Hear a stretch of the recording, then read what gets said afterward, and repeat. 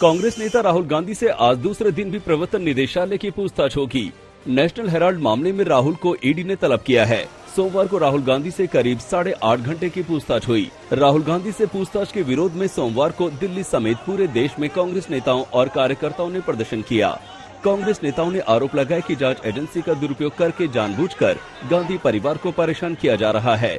इसके साथ नेताओं ने ये भी आरोप लगाया कि जनता की आवाज उठाने वालों की आवाज दबाने के लिए बीजेपी इस तरह जांच एजेंसियों का सहारा ले रही है।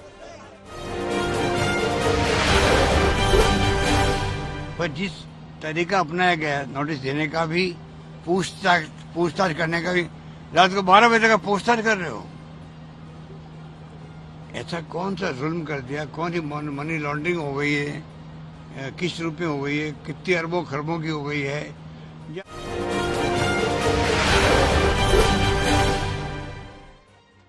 आज तक को मिली जानकारी के मुताबिक राहुल गांधी ने पहले दिन पूछताछ खत्म होने के बाद 1.5 घंटे के दौरान अपने बयानों में कुछ बदलाव भी किए। राहुल से करीब 50 सवाल ईडी के अफसरों ने किए। सुबह 3 घंटे की पूछताछ के बाद राहुल ईडी दफ्तर से निकले और गंगाराम अस्पताल में अपनी मां सोनिया गांधी से मिले।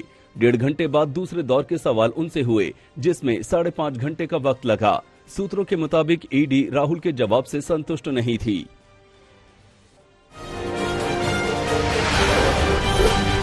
क्या चाहते हैं? एक व्यक्ति की सीमाएं होती हैं।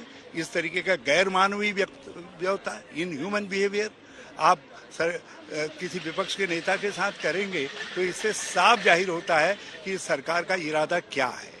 और इस इरादे के खिलाफ कांग्रेस लड़ेगी और मजबूती से। बहुत दिन बाद इतने सारे कांग्रेस लीडर एक साथ एकजुट हुए, दिग्गज एकजुट हुए, तो क्या ये जो राहुल गांधी के साथ पूछताछ हो रही है, ये कांग्रेस को आपको लगता है एकजुट? कांग्रेस एक शाकाहारी शांत स्वभाव का राजनीतिक दल है और यदि उस राजनीतिक दल को कोई कुचलने की कोशिश करता है, वो भी विशेष तौर पर जो सिद्धांत उसको प्यारे हैं, जिन सिद्धांतों के लिए कांग्रेस खड़ी है, उन सिद्धांतों को कोई कुचलने की कोशिश करता है तो कांग्रेस लड़ती है।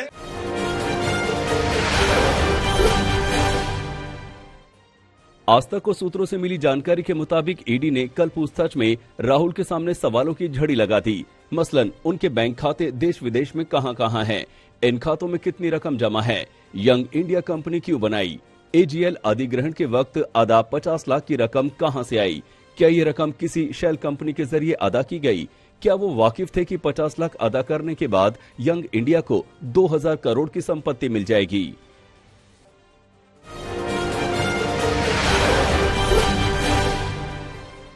राहुल गांधी की ईडी दफ्तर में पेशी पर हंगामे को लेकर केंद्रीय मंत्री स्मृति ईरानी ने कांग्रेस पर हमला बोला।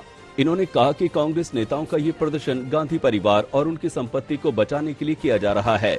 स्मृति ईरानी ने कहा कि राहुल गांधी का डोटेक्स मर्चेंडाइज प्राइवेट लिमिटेड से क्या संबंध है, जो हवाला का काम करती है और एजेंसी के निशाने पर है। उन्होंने आरोप लगाया कि डोटेक्स मर्चेंडाइज प्राइवेट लिमिटेड का संबंध उस कंपनी से है जिसका मालिकाना हक राहुल गांधी और सोनिया गांधी के पास है।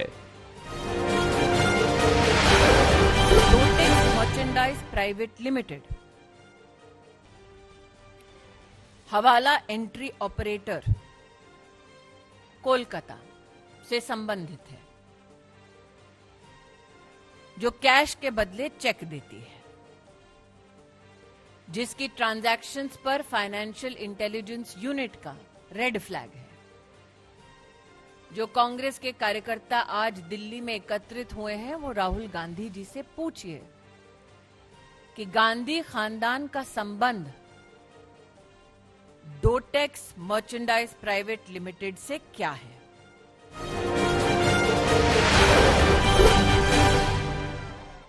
कांग्रेस कार्यकर्ताओं ने दिल्ली पुलिस पर सख्ती का आरोप लगाया है।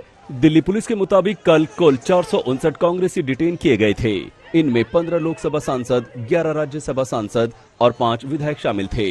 कांग्रेस का आरोप है कि दिल्ली पुलिस की सख्ती से कई नेता घायल हो गए। पूर्व गृह मंत्री श्री पी चिदम्बरम की पसलियों में हेयरलाइन फ्रैक्चर हो गया। प्रमोद तिवारी के सिर में चोट लगी है। कांग्रेस के आरोपों के जवाब में दिल्ली पुलिस ने कहा है कि पुलिस की तरफ से ऐसी कोई सख्ती नहीं हुई है।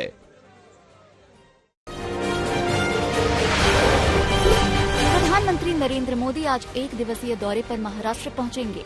पीएम मोदी पहले पुणे के देहू गांव पहुंचेंगे, जहां वो संत तुकाराम की मूर्ति का लोकार्पण और मंदिर का शिलान्यास करेंगे। उसके बाद पीएम मुंबई में राजभवन में अंडरग्राउंड क्रांतिकारी गैलरी का उद्घाटन करेंगे। इसके साथ ही राज्यपाल के नए आवास का भी अनावरण करेंगे। इस कार्यक्रम में राज्यपाल के अलावा मुख्यमंत्री उद्धव ठाकरे भी मौजूद रहेंगे। पिछले साल जून के बाद पीएम मोदी और उद्धव ठाकरे की आमने सामने की पहली मुलाकात होगी।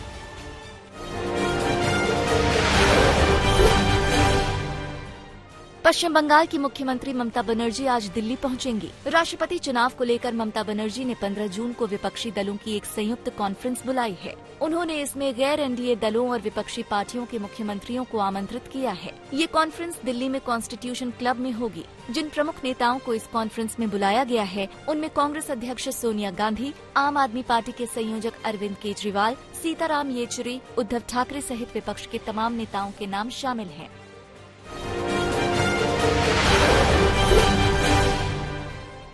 दिल्ली के मुख्यमंत्री अरविंद केजरीवाल ने राजधानी की उन 5 मार्केटों के नामों की घोषणा कर दी, जिन्हें पहले चरण में वर्ल्ड स्टैंडर्ड सुविधाएं देने की कवायद की जाएगी। पहले चरण में जिन मार्केट को चुना गया है, उनमें कमला नगर, खारी बावली, लाजपत नगर, सरोजनी नगर और कीर्ति नगर शामिल हैं। अरविंद केजरीवाल ने कहा कि इन मार्केट में सबसे बेहतरीन सुविधाएं दी जाएंगी। सड़क, बिजली, पानी और सीवर की व्यवस्था की जाएगी। ये मार्केट सबसे खूबसूरत दिखेंगे।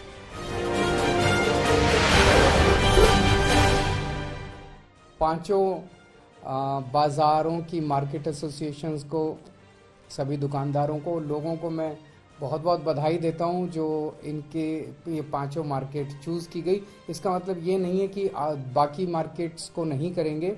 फर्स्ट फेज में इन 5 को कर रहे हैं। धीरे धीरे दिल्ली की सारी मार्केट्स को हम वर्ल्ड स्टैंडर्ड बनाने जा रहे हैं।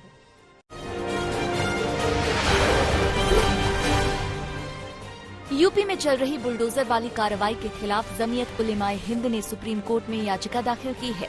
इस याचिका में जमीयत ने यूपी सरकार को कार्रवाई रोकने का निर्देश देने की मांग की है। याचिका में कहा गया है कि बिना उचित कानूनी प्रक्रिया के ये कार्रवाई हो रही है। साथ ही इस याचिका में बुलडोजर एक्शन के लिए जिम्मेदार अधिकारियों पर कार्रवाई की भी मांग की है। हाल ही में उत्तर प्रदेश के कुछ जिलों में हुई हिंसा के बाद प्रशासन ने आरोपियों के अवैध निर्माण पर कार्रवाई की है, जिसे लेकर सवाल उठाए जा रहे हैं।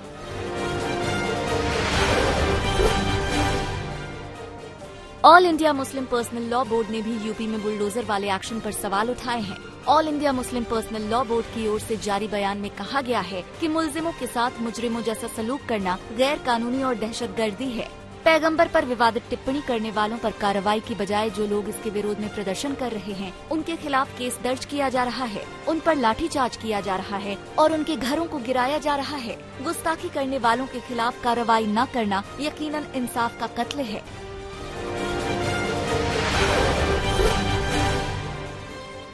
कोलकाता पुलिस ने सोमवार को बीजेपी से निलंबित नेता नुपुर शर्मा को पैगंबर मोहम्मद पर विवादास्पद टिप्पणी के मामले में पूछताछ के लिए समन किया है। कोलकाता पुलिस ने नुपुर शर्मा को नारकेल डांगा पुलिस स्टेशन में 20 जून को अपना बयान दर्ज कराने के लिए कहा है। इससे पहले विवादास्पद टिप्पणी के मामले में महाराष्ट्र पुलिस ने नुपुर शर्मा के खिलाफ समन जारी किया था, जिसे लेकर नुपुर शर्मा ने 2-3 हफ्तों की मोहलत मांगी है।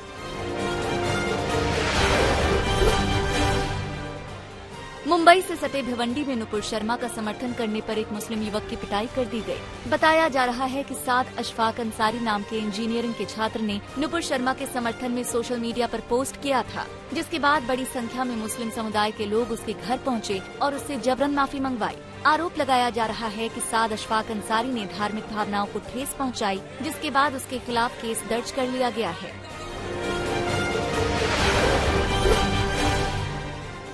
राजस्थान में आरक्षण की मांग को लेकर आंदोलन एक बार फिर शुरू हो गया है। भरतपुर में आंदोलन कर रहा सैनी समाज 12% आरक्षण की मांग कर रहा है। आंदोलनकारियों ने भरतपुर में नेशनल हाईवे को जाम कर दिया। आंदोलन को देखते हुए प्रशासन ने 4 तहसीलों में इंटरनेट सुविधा बंद कर दी है, ताकि कानून व्यवस्था की स्थिति न बिगड़े।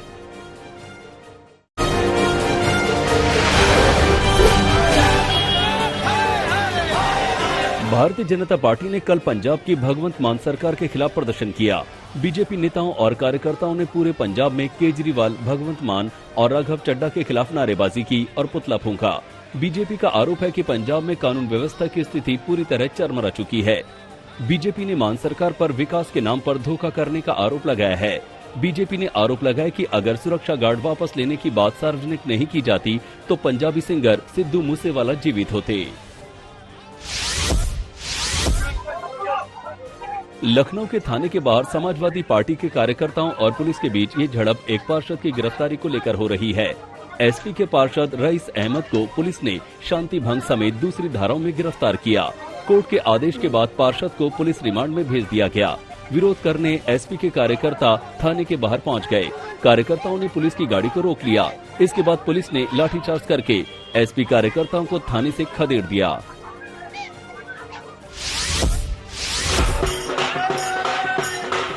ठाणे के इन शिवसेना कार्यकर्ताओं में जोश है। खुशी के मारे ये नाच रहे हैं। शिवसेना के कार्यकर्ताओं का जत्था एक स्पेशल ट्रेन से अयोध्या जा रहा है, जहां 15 जून को उद्धव ठाकरे के बेटे और महाराष्ट्र सरकार के मंत्री आदित्य ठाकरे रामलला के दर्शन करने जा रहे हैं। शिवसेना इस मौके को खास बनाना चाहती है। अलग अलग शहरों से शिव सैनिक अयोध्या जा रहे हैं।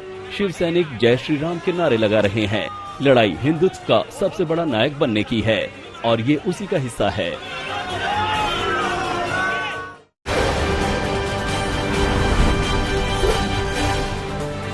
दिल्ली से सटे गुरुग्राम के एक 5 स्टार होटल से ग्रेटर नोएडा पुलिस ने चीनी नागरिक और उसकी प्रेमिका को गिरफ्तार किया है।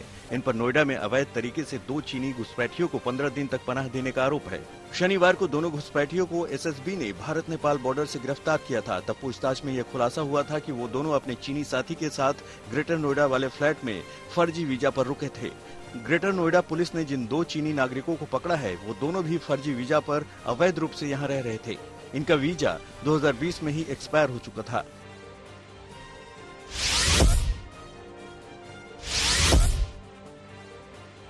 जामनगर में गाय ने बुजुर्ग को कुचलकर मार डाला। इस दर्दनाक घटना का सीसीटीवी वीडियो सामने आया है। मृतक की शिनाख्त जामनगर के चांदी बाजार में रहने वाले भरत भाई बोस्मिया के रूप में हुई है। वीडियो में साफ दिख रहा है कि गाय की ठोकर से भरत भाई सड़क पर गिर जाते हैं। वो उठकर जैसे ही भागने की कोशिश करते हैं, गाय सींग मारकर उन्हें फिर गिरा देती है। वहीं पर एक बाइक खड़ी है जिससे भरत भाई को बचने का कोई मौका नहीं मिलता। किसी तरह कुछ लोगों ने उन्हें अस्पताल पहुंचाया, लेकिन तब तक उनकी मौत हो चुकी थी।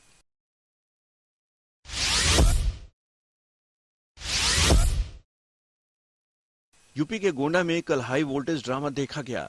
गोंडा के नवाबगंज थाना क्षेत्र के चकपान गांव में मां की डांट से नाराज होकर 13 साल की बच्ची 1,32,000 वोल्ट के हाई टेंशन टावर पर चढ़ गई। गनीमत रही कि उस वक्त विद्युत आपूर्ति बाधित थी, वरना बड़ा हादसा हो सकता था। आनन फानन में पुलिस ने बिजली आपूर्ति न करने के लिए विभाग को सूचित किया। करीब 3 से 4 घंटे तक लड़की को मनाने की कोशिश चलती रही। काफी मान मनौवल के बाद लड़की टावर से नीचे उतरी। चक्कर आने की शिकायत पर बच्ची को फौरन अस्पताल ले जाया गया। अब उसकी हालत ठीक है।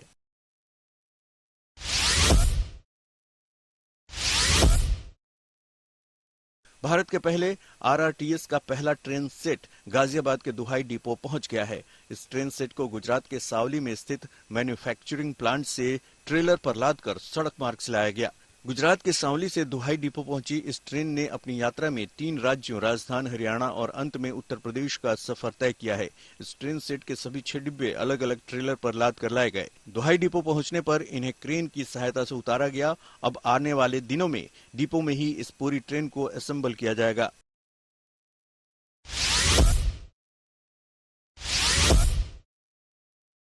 तपती गर्मी बाबा विश्वनाथ के दर्शन को आने वाले श्रद्धालुओं की अग्नि परीक्षा ले रही है।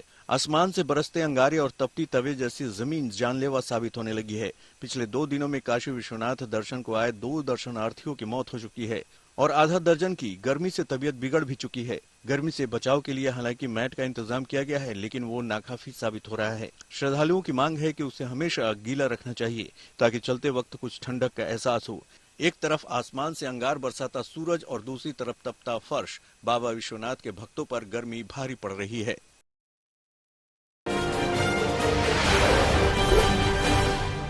भारत और दक्षिण अफ्रीका के बीच तीसरा T20 मैच आज शाम 7 बजे विशाखापट्टनम में शुरू होगा। 5 मैचों की सीरीज में भारत दिल्ली और कटक में खेले गए दोनों मैच हारकर सीरीज में 0-2 से पीछे है। ऐसे में सीरीज में बने रहने के लिए भारत के लिए आज का मुकाबला करो या मरो का मुकाबला है। टीम इंडिया में बल्लेबाजी और गेंदबाजी दोनों चिंता का सबब है। पहले मैच में गेंदबाजों ने निराश किया तो दूसरे मैच में बल्लेबाजों ने। ऋषभ पंत की कप्तानी और बल्लेबाजी भी इस मैच में राडार पर होगी। युजवेंद्र चहल और अक्षर पटेल भी छाप छोड़ने में नाकाम रहे हैं। इंग्लैंड के तेज गेंदबाज जेम्स एंडरसन ने इतिहास रच दिया। एंडरसन टेस्ट क्रिकेट में 650 विकेट लेने वाले दुनिया के पहले तेज गेंदबाज बन गए हैं। एंडरसन ने सोमवार को न्यूजीलैंड के खिलाफ ट्रेंट ब्रिज टेस्ट के दौरान टॉम लैथम को आउट कर ये उपलब्धि हासिल की। एंडरसन ने अपने 171वें टेस्ट में ये उपलब्धि हासिल की।